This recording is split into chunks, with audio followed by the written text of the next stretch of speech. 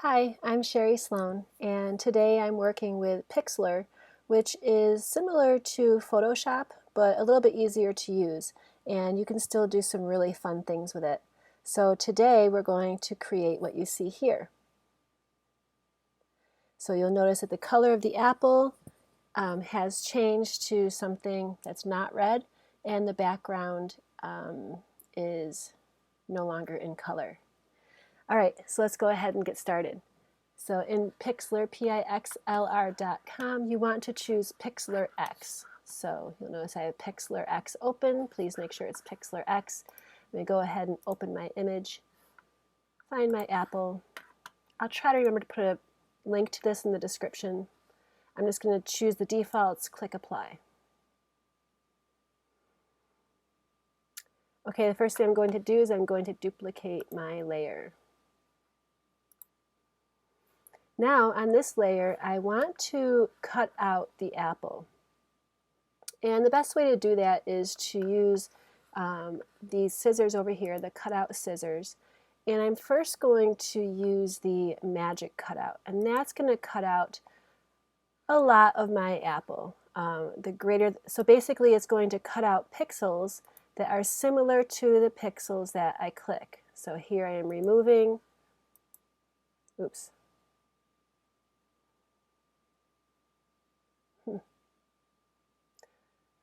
Well, the reason you can't see it is because I forgot to make my bottom layer invisible. But as you see up here, it is removing pixels. So let me remove my bottom layer, or make my bottom layer invisible. And now you'll see that it did take away some pixels. So as I click, it takes away pixels that are similar in color. If I bring the tolerance up, then it's going to click lots of pixels that are similar in color. Obviously, we don't want to do that. So I'm going to keep the tolerance just about where it is and click a few more.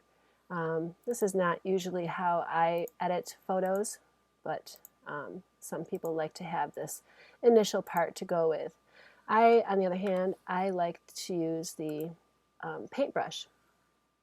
Now, when it is on the hardest, and I did make a video about how to use the Pixlr brushes. That's a really important video to do before this one. It's only like a 3-minute little lesson, but it will help you understand the difference in the brushes. So here we have a brush. It's quite large. Let me make it a little smaller. It's a hard brush, and what that means is it's going to erase all the pixels, not leaving a blurry edge. And I'm going to get pretty close to my edges with this, and I'm just painting over my whole thing. Now if I wanted to make my life a little easier, I can make it even bigger. And here we go, all the way around my apple. And now what I need to do is I need to go really fine along the edges. I need to get that stem. I need to make the entire apple disappear. So I'm going to make my brush much smaller. I'm going to zoom in on my apple. By the way, notice when you zoom in, you can move the rectangle around, and that helps you zoom in as well. So I'm just going to keep going through, and I'm just going to keep removing my pixels very close to the edge, but I'm not going to touch the edge. Leave the edge for a moment. I'll explain to you in a little bit what we do. So keep going around your project, getting as close to the edge as possible. Get those drips. You need to have the drips in there too. Oh, there's one. And keep erasing your pixels. If by chance you do go out of bounds, don't worry. Of course, you can click on Undo at the bottom. Control Z will also undo. Or you can come over here and click on Keep instead, and whatever you go over with here with your mouse will stay instead of disappearing. So that's another little technique also to use, is the Keep technique. All right, so I'm going to go ahead and fast forward this as I finish.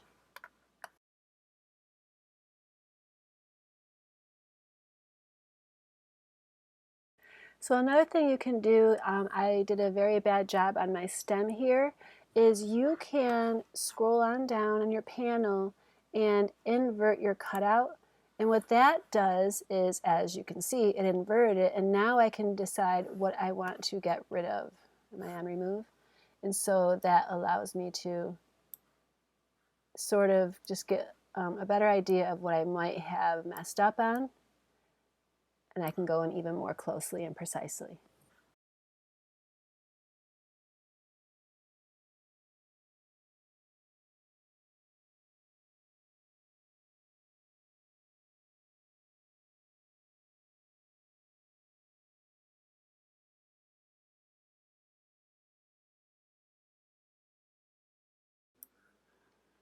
Okay, so now is the last step, and now is when you grab a soft brush. We're going to soften this brush up quite a bit, and now you want to go over to your edges and you want to make the edges disappear and have this sort of like just a very little bit of a halo on that. So just to give you an idea of what that looks like, again, we can invert, and you'll see, let me zoom out a little bit. And you'll see that it makes it so it's not, doesn't look like it's so cut out. It looks like, you'll see it when the final product is done.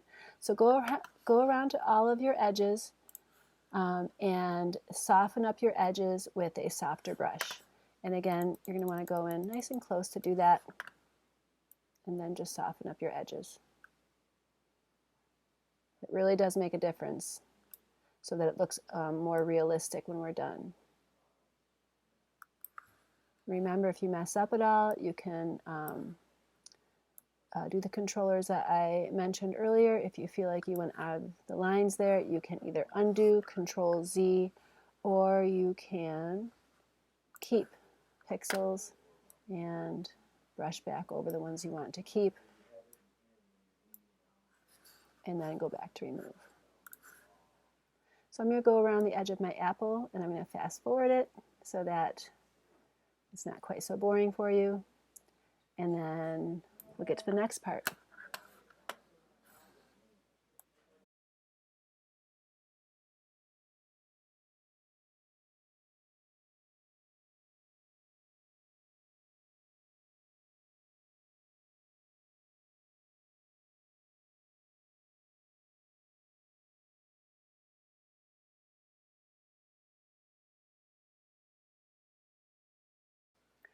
Okay, I'm pretty happy with my final result, and so now I am going to come down and I'm going to apply Cutout.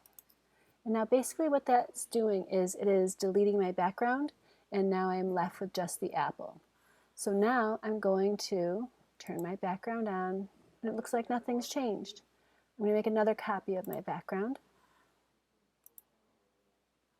and I'm going to make this other one invisible now. I'm going to make my top apple invisible, and now I'm dealing with just this one here. Now remember, we learned how to change a picture universally. If you don't remember that, then there is a video that will show you how. So I'm going to alter this image so that the entire image is now in black and white. So I'm going to go to my adjustments and filters. I can go down to saturation and turn the saturation way down. But I can also, if I want it to be a little bit, you know, spooky, or I can warm it up. I can make it like a sepia. So your goal is to make that background just some sort of black and white, not the original color. So I actually like really black and white. And I'm going to keep it just like that. And so now what happens when we turn our other apple back on, now we have a red apple on the black and white background. Well, now we need to change the color of our apple. So selecting the top layer, now we're going to universally edit again, and we're going to mess with our hue. And now we change the color of our apple to whatever color we like. I'm going to have a purple background on this black, or purple apple on this black and white background. And that is how you complete this project. Now to export, just click Save. Decide what you want it to be. I'm going to choose JPEG. I want it to be 100% quality, and I'm going to download it. Actually, to make it smaller, you can, this is just for a project, so you can make it smaller quality, it becomes, or less quality, and it becomes a smaller image. it doesn't really matter. Only make it high quality when it's something that you really want, that is really special to you, that you need it to be large. And that's it.